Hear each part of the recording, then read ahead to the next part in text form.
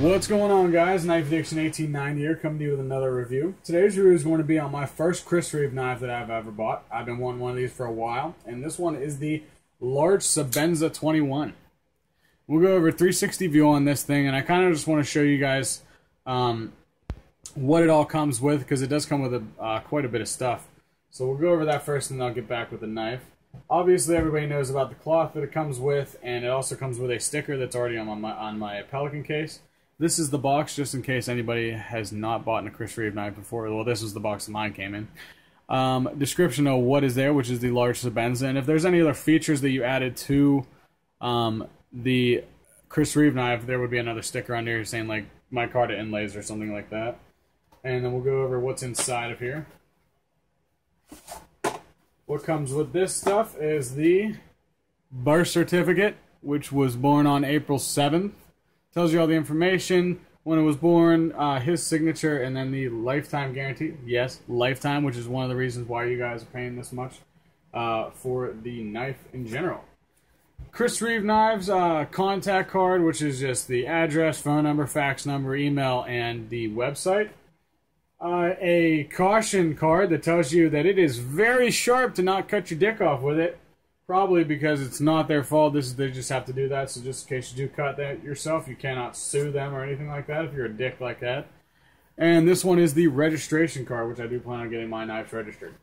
Also, what comes with the in the foam fitting box, I guess you could say, is the Reeve grease and the tool that comes with it. So that's all the stuff that comes with it, which is really cool. I just wanted to share that. But anyway, we'll get back in the knife here. Now, when I first considered buying this knife, I mean, I've been doing research on this knife ever since I've seen it when I first started collecting knives. And all I've heard was good things about it, great comments, you know, just amazing that this knife was just the god of all knives, the alpha knife I've heard, that is buttery smooth, that it's this, that it's that, it's the best knife you could ever get if you're a knife collector. You have to have one of these. In my opinion, I really don't want to throw out a negative review on this thing, which I'm not trying to do, but that's probably what it's going to end up being. It's not a negative review because I do love this knife, but I do have some bad things to say about it. Mainly because I have high expectation for this knife. Not because it's a bad knife, just because of everybody saying all this shit, and the fact that that is not the case, in my opinion, for this knife. Now, one point I have to make for the negative part of it is that this is buttery smooth. Don't get me wrong, it's not rough at all. It's a pretty smooth knife, but I would not consider this knife buttery smooth, in my opinion. What I consider buttery smooth is here's a great example right here. A Boker Quaken, which I have in my collection, a Boker Quaken with IKBS ball bearing system in it. That is buttery smooth because it is easy to open up, and it just falls right back down. Now, if you guys open this up and you go, you have to really like get that thing to go down, you know, and then it goes down. Which I'm not saying it's not the toughest. I'll tell you, there's a lot worse knives out there, but it is not as buttery smooth as people were saying. But even if the Boker Quaken did not have a flipper and it had a thumb stud, it would still be quicker than this thing. That's another thing I don't like about it, is not that quick of a deployment. Other thing I don't like about it is the thumb stud tears your thumb up, and it does take some force to open this thing up first try. Now, if I just wanted to like, oh, bleh, you know, see how it didn't open up all the way? That was me barely trying. Now, if it was buttery smooth, just like the Boker Quaken, I wouldn't have to try, because all I have to do is just go bit, and it goes open. That's a buttery smooth knife, and this is not, in my opinion. But I think that's overall, other than the price point, I think it's a little bit too high, but that's just, it is what it is. You know, you're going to pay for Reeve. It's paying for the materials that are on here, which is the S35 VN blade. You're paying for the titanium, you're paying for the name, and you're paying for the lifetime warranty on it. So, one thing else I want to mention before I go into the positive stuff is that I have heard on the internet, on forums, on YouTube videos, that apparently if you deploy the knife with a wrist flick, you are considered abusing the knife and you void the warranty. Now, if anybody can clarify that, please do, because I want to know how the fuck these people are actually knowing that you're flicking this open with the wrist.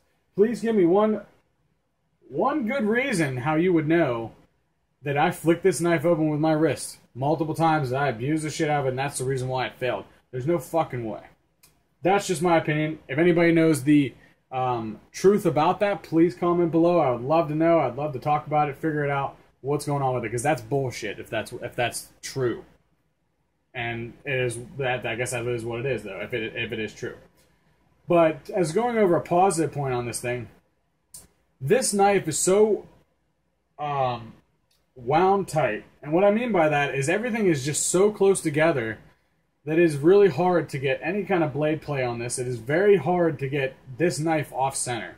And if you guys want to know more information, I'm not going to go into detail about it because there are videos that explain this stuff. So if you guys want to know more about it, Blade HQ on their channel has a walkthrough with Chris Reeve, and he explains how tight these knives are put together, and explains why all these points make up the price point for this knife. So if you guys want to check it out, go on Blade HQ's channel and check out that video. Very cool, very informative. But that's one thing I like about it. Ergonomics are fantastic. I think I'm going to get the small one. Just because I think it fits my hand better, but this one just fits in the hand great, very comfortable. And the other thing I like about it is the handle is like a bead blast, something. I guess it's a bead blast. I'm guessing it's a bead blast, but it feels a lot different than what I thought it was going to feel like. It's smooth, but it's like gritty, which is good because that puts like a grip to it, which is really nice whenever you're trying to cut something you don't want to slip. So that like gritty, smooth feeling is very cool and very utilizable. I don't really like the lanyard. I don't know if I'm going to keep it on there. I might just keep it on there just because it's like a trademark for Chris Reeve knives. But other than that, I definitely recommend this knife. It is a little bit overpriced, but that's what you're going to pay. You're not. I mean, I think the lowest you can find it maybe is like $375, something like that. But definitely recommend this knife. It is a very good knife. I just had higher expectations than I should have for it. I'm not, like I said, I'm not trying to be a negative Nancy on this stuff. But whenever people are saying that it's this and it's that, and I get one and it's not, that's kind of disappointing. You know, it doesn't make it a bad knife, but it's disappointing. But regardless, we'll go into some specifications here.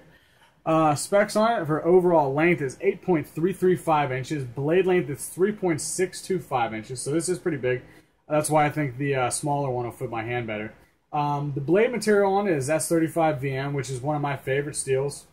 Chris Reeve actually talks about it in that video. I'm not 100% sure if he was one of the creators of that steel because he wanted something better than S30V.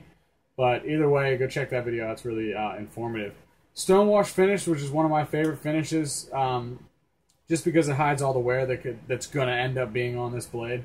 Titanium handles, and the weight on this thing is just under 5 ounces. So, like I always say with higher-end production knives, or higher-end mid-tech knives, they're always well balanced. You know, if it's a bigger knife, it's going to be a heavier knife. But with this one, it is so balanced between the blade and the handle. It's just amazing. It's really amazing. I mean, if you put this on like a tip and just see how well it's balanced, I guarantee that would be very close, and it would not like tip down one side because it's just so well balanced that it's 4.70 ounces straight across. So it's not heavier on one side and lighter on the other side. It's just one big, beautiful piece of knife workmanship. Like I said, highly recommend this thing. There are some things you guys should look into before buying it, but definitely would recommend it because it is a very nice knife. Chris Reeve has won some awards for these knives, and I see why now. I get it. So, as always, guys, I thank you guys for watching, and don't forget to hit that like button, share, and subscribe. Thanks for watching.